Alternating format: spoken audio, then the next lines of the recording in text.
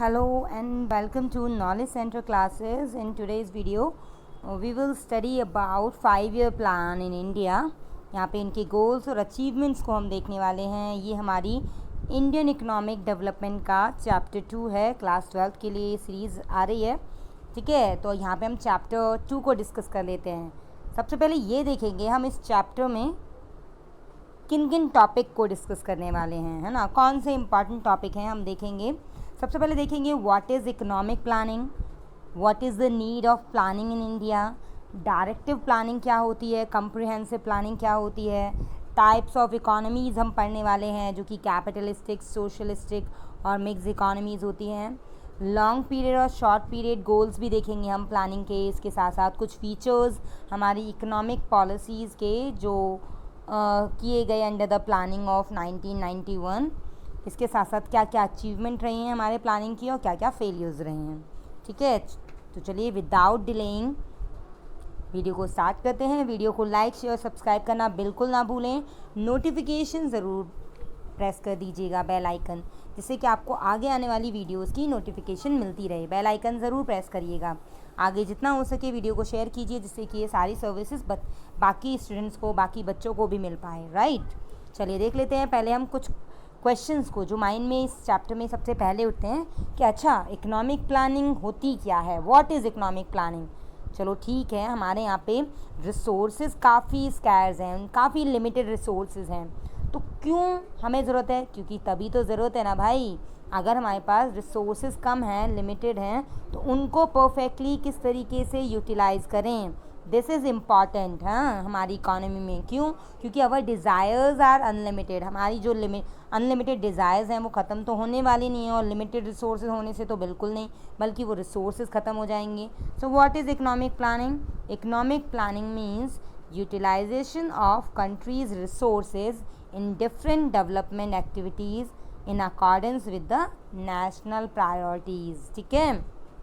अच्छा, इसमें जो प्लानिंग वर्ड है इसका मतलब क्या है. Planning plays a important role of smooth functioning of an economy. देखो, जब तक आप लोग के पास कोई रिसोर्स होते हैं ना, आप ये नहीं सोच रहे अच्छा इसे अभी यूज़ करना है, इसको तब यूज़ करना है, ज़रूरत के वक्त पे. तो प्लानिंग करना एक इम्पॉर्टेंट चीज़ हो जाती है ना. तो प्लानिंग एक इम्पॉर्टेंट रोल निभाता है किसके लिए, कि जिससे हमारी इकोनॉमी अच्छे से चल सके, स्मूथली फंक्शनिंग हो सके उसकी. ठीक है. 1950 में हमारी गवर्नमेंट ने फर्स्टली प्लानिंग कमीशन फॉर्म किया था, क्रिएट किया था, और उसके थ्रू लगातार 5-year प्लान एग्जीक्यूट किए जाते हैं. ठीक है. अच्छा, मैंने अभी आपको बताया प्लानिंग कमीशन 1950 में बना, बट बच्चा यहाँ पे it is important to note, आपको याद रखना है, planning commission has now been abolished. So planning commission हमारा एबॉलिश हो चुका है, और इन फैब 2015 यानी कि फरवरी 2015 में it has been replace by NITI Aayog. तो हम प्रेजेंटली इसको प्लानिंग कमीशन को किस नाम से जानते हैं, नीति आयोग के नाम से. ठीक है बच्चा. तो यहाँ पे ये प्लानिंग कमीशन अब प्रेजेंटली किस नाम से जाना जाता है बच्चा, नीति आयोग के नाम से. ठीक है. नीति आयोग कब बना है आयोग 2015 में. इसने रिप्लेस किया था प्लानिंग कमीशन को. ये फैब 2015 में सामने आया हमारे. अच्छा, इसका काम क्या होता है, what is the important role. So the role of NITI Aayog is to make such policies that accelerate the pace of GDP growth. Right. इसका जो मेन चेयरमैन होता है, चेयरपर्सन होता है प्रेजेंट टाइम में, इसका जो इसको लीड करता है वो कौन है, हमारे यहाँ के प्राइम मिनिस्टर. कौन है हमारे यहाँ के प्राइम मिनिस्टर प्रेजेंट टाइम में, मिस्टर नरेंद्र मोदी. ठीक है. तो वो कमीशन को प्लानिंग इस वक्त नीति आयोग के हेड वही हैं. ठीक है. अब हम लोग यहाँ पे देखेंगे प्लान क्या होता है. एक 1 मार्क क्वेश्चन आ जाता है, what is plan. So a plan is a propose list of goals. तो एक प्लान क्या होता है, एक लिस्ट होती है, प्रपोज लिस्ट होती है गोल्स की, जो हमें अचीव करनी होती है ना, जो एम सेट किए होते हैं. ओके. अब यहाँ पे देखिए आप लोग आगे कि ये ऐसे एक प्लान क्या है, एक प्रपोज लिस्ट है गोल्स की आपके, that an economy wants to achieve, है ना. कहाँ पे, within the period of specific period of time. ठीक है. एक पीरियड होता है, टाइम लिमिट होती है, उसमें अचीव करना चाहती है हमारी इकोनॉमी में. और it suggest the optimum ways, और हमें कम से कम ऐसे तरीके दिखाता है जिससे हम रिसोर्सेज को, स्कैर्स रिसोर्सेज जिनकी कमी है, जो हमारी इकॉनमी में काफ़ी लिमिटेड एडिशन में है, हमारे पास अवेलेबल हैं बट कम है, तो उनको यूज़ करके हम उन सभी एनलिस्ट गोल्स को हम कैसे अचीव कर सकते हैं, वो हम प्लानिंग के थ्रू देखते हैं, हम अपने प्लान के थ्रू देखते हैं। और ये जो इंडिया में प्लानिंग है ये डन होती है कितने टाइम के लिए, for the period of 5 years, ठीक है। 5 वर्षीय योजना आती है, 5 year प्लान आता है, राइट। फर्स्ट 5 year प्लान कब आया था? 1951 में। कब आया था? 1951 में, ठीक है। फर्स्ट 5 year प्लान हमारा यहाँ से स्टार्ट हुआ था। चलिए अब देख लेते हैं हम यहाँ पे कुछ इसके लॉन्ग टर्म गोल्स प्लानिंग के, व्हाट आर द, अब हमने देखा था ना कि यहाँ पे हम ये टॉपिक कवर करने वाले हैं लॉन्ग टर्म गोल्स को और शॉर्ट टर्म गोल्स को। तो बच्चा पहले इसी को देख लेते हैं, फिर उसके बाद हम देखेंगे डायरेक्टिव प्लानिंग और कॉम्प्रिहेंसिव प्लानिंग और बाकी सब टाइप्स को। तो यहाँ पे लॉन्ग टर्म गोल्स क्या होते हैं? अच्छा, लॉन्ग टर्म से मीनिंग समझ में आ रहा है आपको? लॉन्ग टर्म मतलब जो लंबे समय में हम लोग लेने वाले हैं, यानी कि long period goals are common to all the 5 year plans, मतलब सभी में कॉमन होते हैं। हमारे जितने भी 5 year प्लान हैं उन सभी में कॉमन रहने वाले हैं, ठीक है। इसीलिए हम इन्हें लॉन्ग टर्म गोल्स को हम क्या बोल सकते हैं? हम इन्हें बोल सकते हैं कॉमन गोल्स, ठीक है। क्यों? क्योंकि ये हर 5 year प्लान में होते ही होते हैं। अच्छा, क्या क्या है हमारे? मॉडर्नाइजेशन, ठीक है, न्यू टेक्नोलॉजी को अडॉप्ट करना, नए नए चेंजेस को हमारे सोशल आउटलुक में फिट करना, ये हमारे लॉन्ग टर्म गोल में आता है। कॉमन गोल है, हर 5 year प्लान का यही एजेंडा होता है कि नए नए चेंजेस हों, नई नई साइंटिफिक इन्वेंशन होनी चाहिए, है ना। चलिए आगे देखें। अब इसके अलावा आ जाता है सेल्फ रिलायंस। सेल्फ रिलायंस से आप लोग समझते हैं मतलब क्या होता है? सेल्फ रिलायंस क्या होता है? सेल्फ रिलायंस का मतलब होता है, यहाँ पे आप देखते हैं कि जब हमारी जो डिपेंडेंसी है किसी और पे या इम्पोर्ट के थ्रू हम मंगाते हैं जो चीज़ें, तो हम सेल्फ रिलायंट बने, है ना। ये हमारे 5 year प्लान में हमेशा से इंक्लूडेड रहा है कि हमें ज़्यादा से ज़्यादा इम्पोर्ट ना करना पड़े, हम एक्सपोर्ट पे ज़्यादा तवज्जो देते हैं। तो हम लोग को सेल्फ रिलायंट बनना चाहिए, खुद से आत्मनिर्भर बनना चाहिए, खुद से ग्रो करनी चाहिए, सारी चीज़ें इम्पोर्ट कम से कम करना चाहिए। तो ये लॉन्ग टर्म गोल्स में ही आता है। इकोनॉमिक ग्रोथ, हमें पता है हम अपनी GDP को लगातार बढ़ाने पे हैं, तो हमें अपनी GDP को बढ़ाने के लिए, इकोनॉमिक ग्रोथ को हाई करने के लिए हर 5 year प्लान में ये गोल रखना ही होता है, एक सेट रखना होता है। इसके साथ साथ इक्विटी आप लोग जानते हैं, हमारे यहाँ पे इनकम और वेल्थ, ये इसका ना एक अनइक्वल डिस्ट्रीब्यूशन चलता आ रहा है, हमेशा से चलता आ रहा है, ब्रिटिश टाइम से ही। आपने फर्स्ट चैप्टर में नहीं पढ़ा है? वहाँ पे कितना यहाँ पे इनइक्वालिटी थी और डिस्क्रिमिनेटरी पॉलिसीज़ तो थी ही।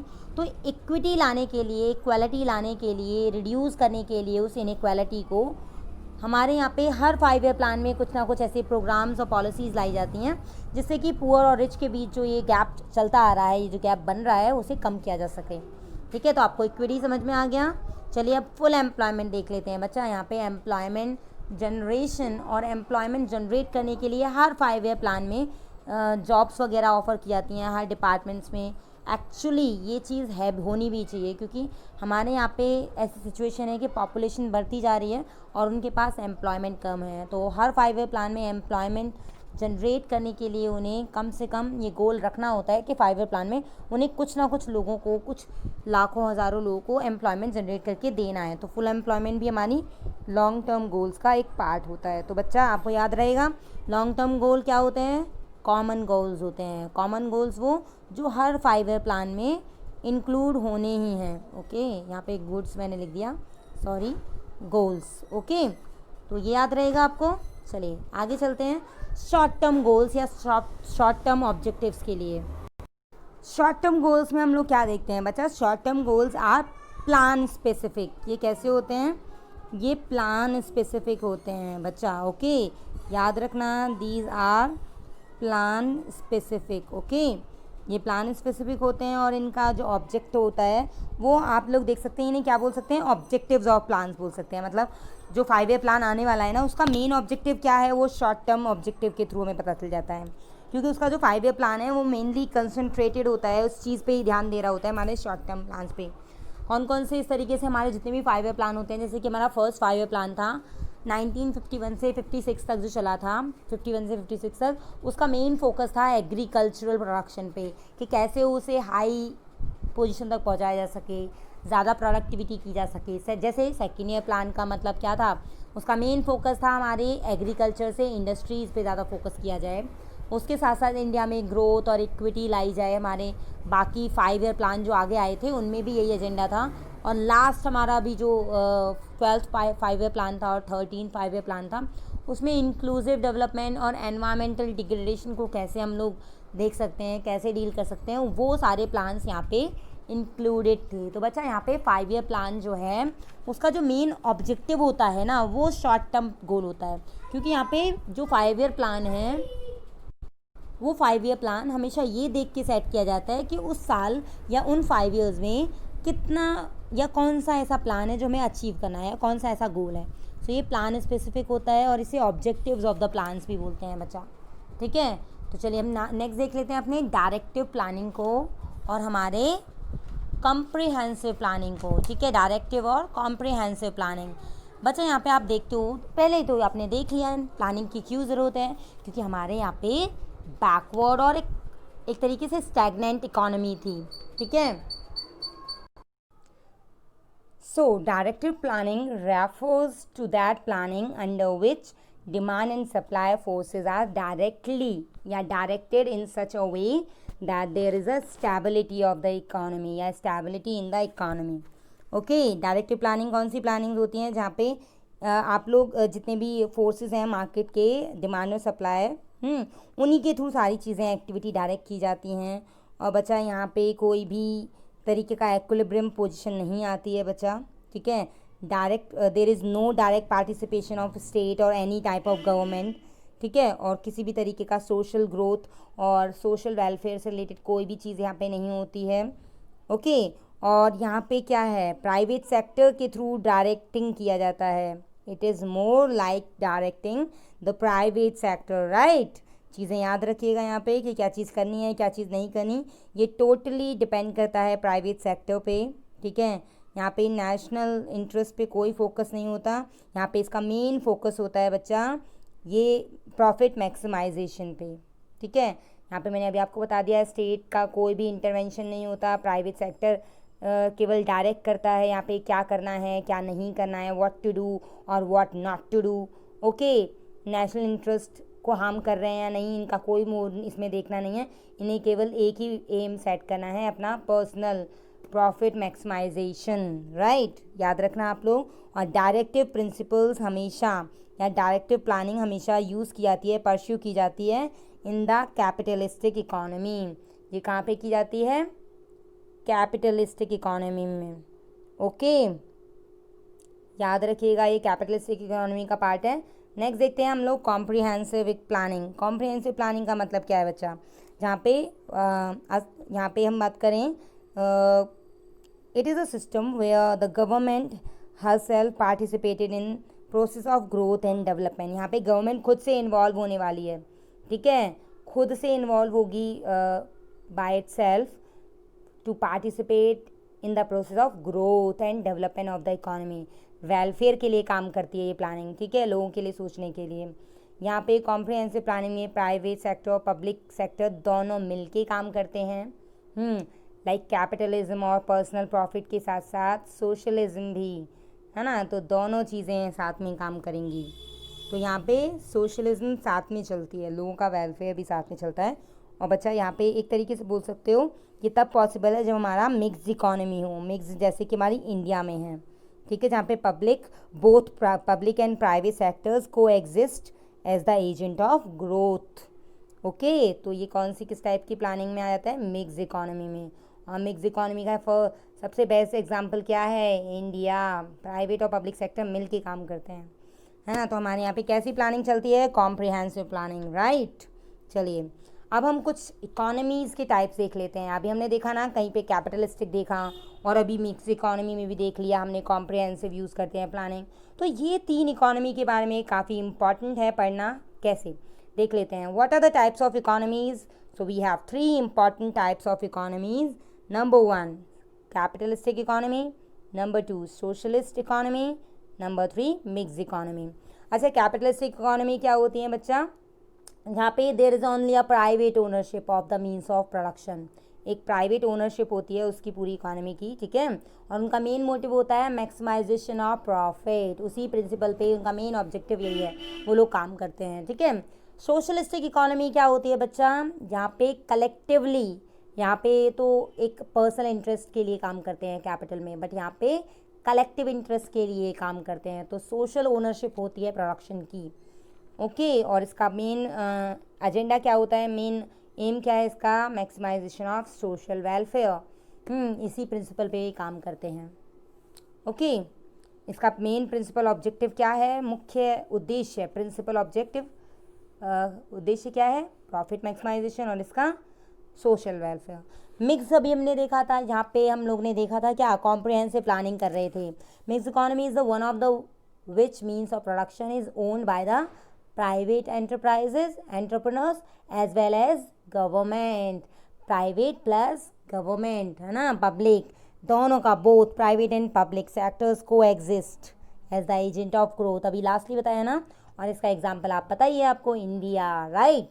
चलिए हमने देख लिया इकोनॉमी के टाइप, अब कुछ फीचर्स देख लेते हैं कि क्या क्या होते हैं। अच्छा एक चीज़ बताइए, सुनिए, पीछे चलिए वापस, ये कैपिटलिस्टिक इकोनॉमी के कुछ मेरिट्स और डिमेरिट्स देख लेते हैं।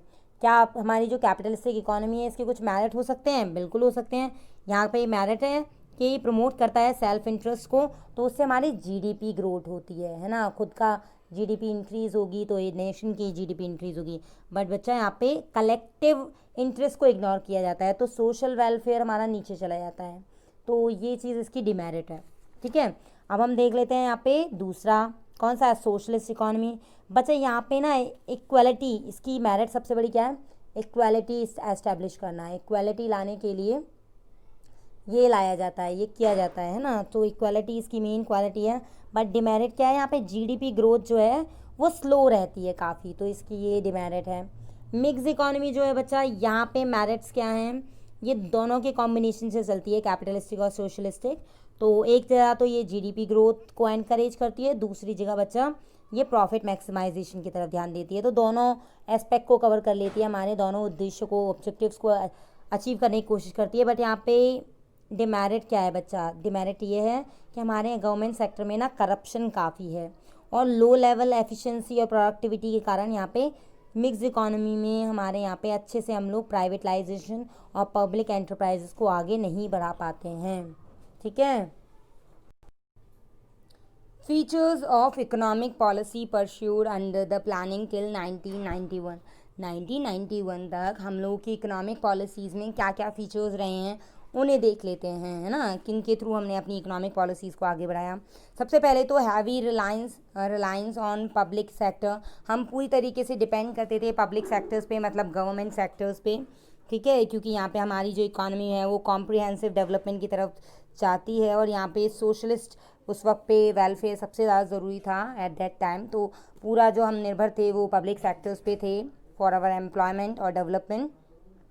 इसके साथ साथ regulated development of private sector, ये भी चीज़ें भी आगे की गई। आपको पता है यहाँ पे इंडस्ट्रियल एक्ट आया था 1948 में न्यू इंडस्ट्रीज़ के लिए, जिससे कि नई नई इंडस्ट्रीज़ एस्टैब्लिश हो पाएँ, और उसके साथ साथ विदाउट लाइसेंसिंग नहीं हो पाएँ, तो लाइसेंसिंग और रजिस्ट्रेशन काफ़ी ज़रूरी था। इससे क्या होता, उसके सिमिलरली मोनोपोली और रेस्ट्रिक्टिव ट्रेड पॉलिसीज़ भी आई थी। ट्रेड प्रैक्टिसेस एक्ट आया था 1969 में बच्चा, ठीक है, जिससे बहुत सारे रेस्ट्रिक्शंस लगाए गए थे कि बाहर से जो इंडस्ट्रीज़ आती हैं प्राइवेट सेक्टर में, उन पे थोड़ी सी कमांड हो सके, प्रीवियस सिचुएशन वापस से जनरेट ना हो जाए, ठीक है। अब नेक्स्ट है रेगुलेशन, तो आपने देख लिया, protection of small scale industries and regulation for large scale industry. बच्चा जब हमारे यहाँ पे कंपटीशन क्रिएट होता है ना, तो आप याद रखिएगा जो स्मॉल स्केल इंडस्ट्रीज़ होती हैं वो लार्ज स्केल इंडस्ट्रीज़ के कारण ढंग से सर्वाइव नहीं कर पाती हैं। तो इसीलिए गवर्नमेंट ने क्या किया है, monopolistic and restrictive trade practices act लाके, ठीक है, कुछ ऐसी चीज़ें लेके आए वो, जिससे क्या हुआ कि लार्ज स्केल और स्मॉल स्केल इंडस्ट्री जो है वो अच्छे से सरवाइव कर पाए, है ना, वो लोग अपने से अपनी सेल्फ सफिशिएंसी दिखा पाएँ, और उसके साथ साथ जो स्मॉल स्केल इंडस्ट्री हैं उनको भी प्रोटेक्शन फील हो कंपटीशन से, ओके। इसके साथ साथ हम देखेंगे यहाँ पे development of heavy industries of strategic significance. हमारे यहाँ पे उस टाइम पे काफ़ी डेवलपमेंट हुआ था। देखो पहले टाइम पे तो हैवी इंडस्ट्रीज़ काफ़ी कम थी, हैवी एंड बल्कि इंडस्ट्रीज़, बट उस वक्त पे electricity generation, engineering goods, iron और स्टील इंडस्ट्रीज़ ये काफ़ी मात्रा में वहाँ पे क्वांटिटी में आइडेंटिफाई हुई थी। एक सिग्निफिकेंस, एक स्ट्रैटेजिक सिग्निफिकेंस हमारे सामने आया था इन सभी इंडस्ट्री का, और ये हमारे डेवलपमेंट के लिए एक प्रायोरिटी बेसिस बन गए थे कि यहाँ पे इनका डेवलपमेंट ज़रूरी है, तो इनका डेवलपमेंट ज़्यादा फोकस किया गया इस पीरियड में। इसके अलावा thrust on saving and investment, ये ऑन सेविंग अलग है। एक तरीके से आप देख सकते हो यहाँ पे कि सेविंग फोकस किया गया, थ्रस्ट यहाँ पे फोकस आप लिख सकते हो, focus on saving and investment, कि लोग ना ज़्यादातर मतलब देखने लगे इम्पॉर्टेंट कि हमारी इकोनॉमिक ग्रोथ का मेन बेस है इन्वेस्टमेंट, और इन्वेस्टमेंट हो सकती है सेविंग के थ्रू। तो सेविंग को सबसे ज़्यादा प्रमोट किया गया, जिससे कि इन्वेस्टमेंट बढ़े, और इन्वेस्टमेंट के साथ साथ हमारे यहाँ पे प्रोडक्शन बढ़े और फिर जीडीपी बढ़े, right. Protection from foreign competition, foreign competition से प्रोटेक्शन के लिए इन्होंने क्या किया, डोमेस्टिक इंडस्ट्रीज़ उस वक्त पे अनप्रोटेक्टेड फील करती थी, तो उन्होंने हायर इम्पोर्ट ड्यूटीज़ लगा दी। अच्छी बात है ना। इम्पोर्ट ड्यूटीज़ मतलब किसी को वहाँ से सेल करना है अपना फॉरेन गुड, तो उस पर टैक्सेस लग जाएंगे, है ना, और उनके फिर जो क्वान्टिटेटिव रेस्ट्रिक्शंस थे वो भी लगा दिए गए। तो इससे क्या हुआ, प्रोटेक्शन मिला ना हमें फॉरेन कॉम्पिटिशन से। इसके अलावा उन्होंने क्या किया, they focused on import substitution, जो चीज़ें हम बाहर से मंगा सकते हैं उनको यहीं पे अपनी टेरिटरी में, अपने इंडियन एरिया में ही हम लोग ने खुद से सेल्फ प्रोड्यूस करने की कोशिश की, उसका सब्स्टिट्यूट प्रोड्यूस करने की कोशिश की, जिससे कि हमें इम्पोर्ट ना करना पड़े, ठीक है। उसके अलावा रेस्ट्रिक्ट किए गए फॉरेन कैपिटल को। क्यों रेस्ट्रिक्ट किया गया बच्चा, ये तो आपको पता होगा, फेरा एक्ट। फेरा क्या है हमारा, फॉरेन एक्सचेंज रेगुलेशन एक्ट, फेरा ये जो था, ठीक है, इसके अंडर रेगुलेट किया जाता था, कंट्रोल किया जाता था फॉरेन इन्वेस्टमेंट को। डायरेक्ट इन्वेस्टमेंट जो होती थी, लोन वगैरह ले लेते थे हायर प्रायोरिटी पे एफडीआई से, तो इसको minimise, this was to minimise economic control, जैसे कि हमारी डोमेस्टिक मार्केट पे जो इकोनॉमिक कंट्रोल है वो उसे हम कम से कम कर सकें बाय द फॉरेन इन्वेस्टर्स, तो उसके लिए रेस्ट्रिक्ट किया गया ऑन फॉरेन कैपिटल इन्वेस्टमेंट। अब है सेंट्रलाइज प्लानिंग की गई थी उस वक्त पे 1991 पे इकोनॉमिक पॉलिसीज़ में। क्यों की गई थी बेटा सेंट्रलाइज प्लानिंग, तो आपको पता होगा यहाँ पे that is the objective of growth as specified as the state level did not focuses on the strategic planning of growth as specified in 5 year plans.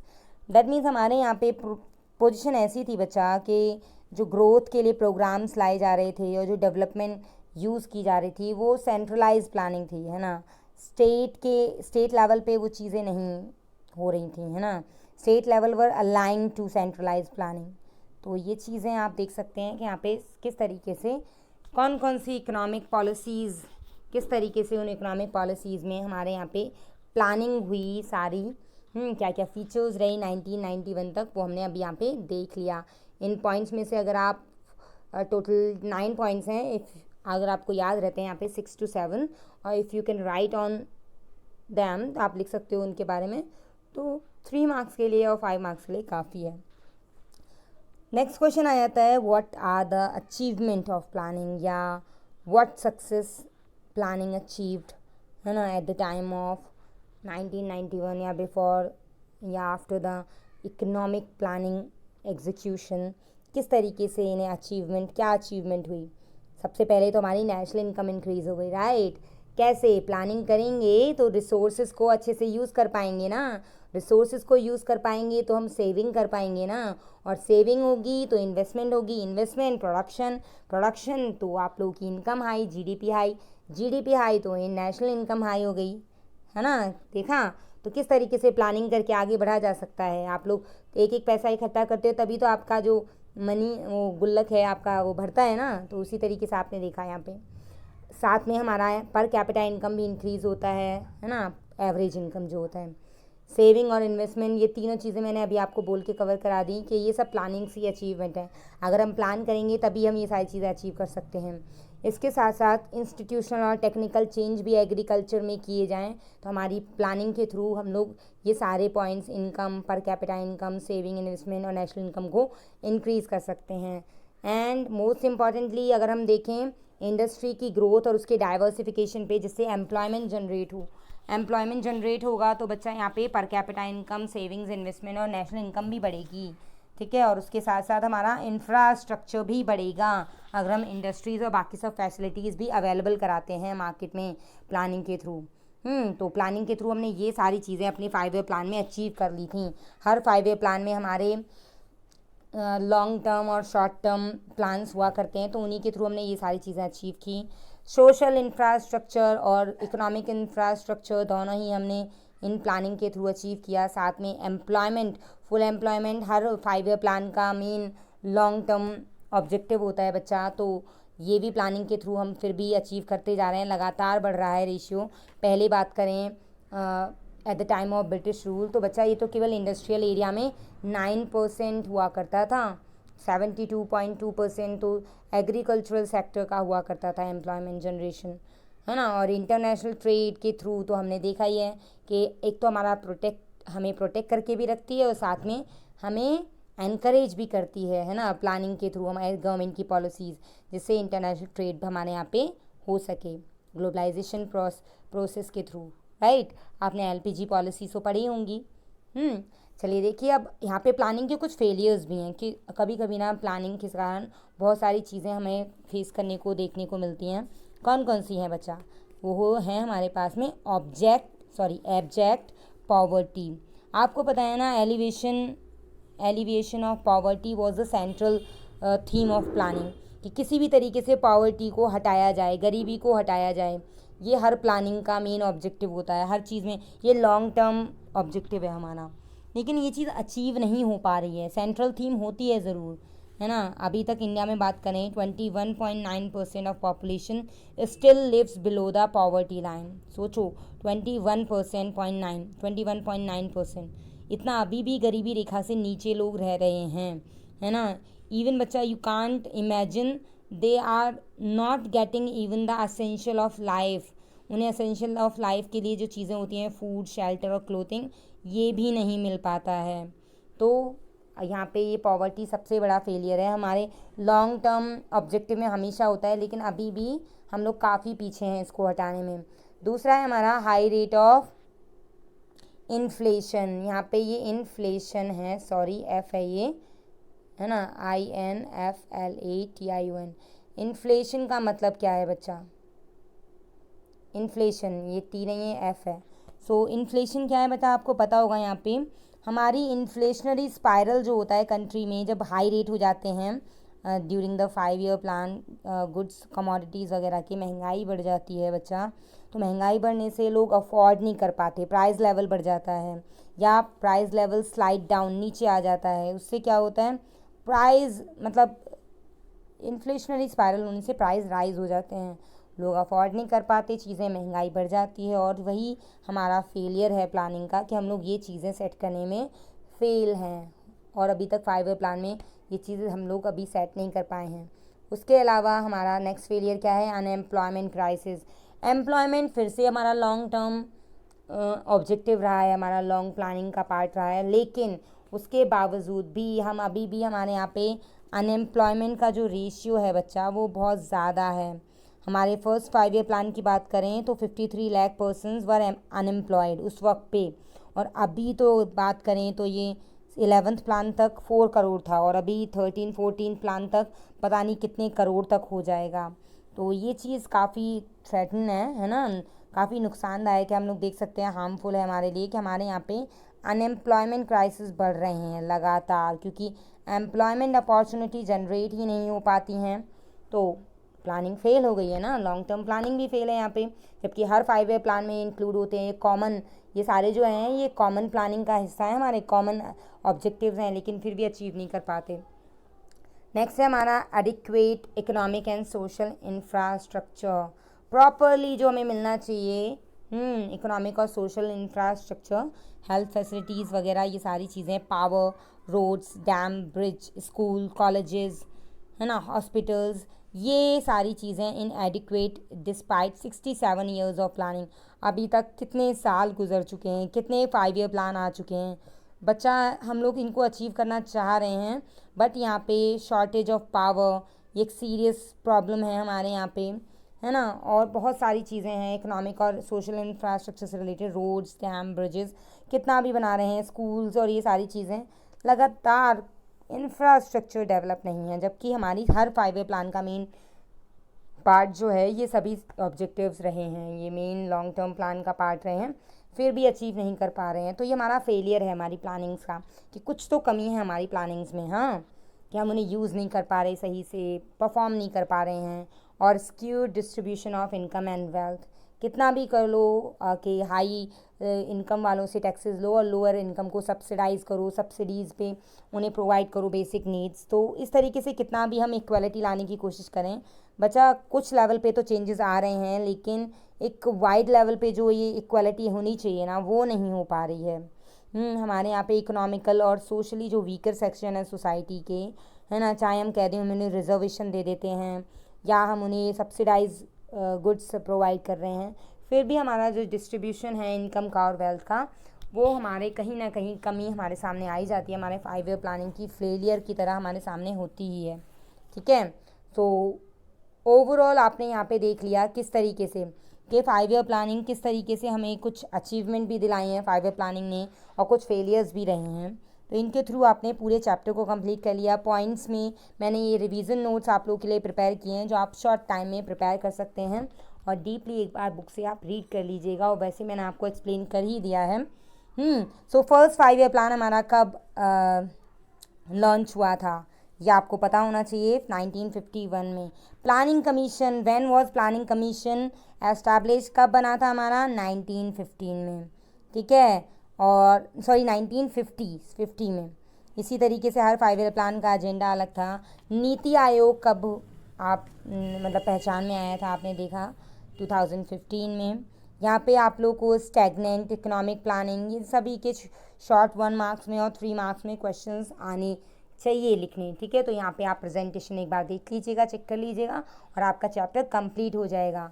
इसके बाद में आप लोगों को जब भी हमारी इकोनॉमिक डेवलपमेंट कंप्लीट हो जाएगा, इंडियन इकोनॉमिक डेवलपमेंट, तो आंसर्स कैसे हम लोग लिख सकते हैं, किस तरीके से, किस मार्क्स के लिए, कितने मार्क्स के लिए कितना आंसर, किस तरीके से हम लोग लिख सकते हैं जिससे कि हाई मार्क्स अचीव कर सकें हम लोग, मिल सके हमें बोर्ड में अच्छे मार्क्स। तो उसके लिए स्ट्रैटेजी लेके आएंगे। फर्स्टली आप चैप्टर को इसी तरीके से रिवाइज करते रहिए, पढ़ते रहिए, आगे बढ़ते रहिए।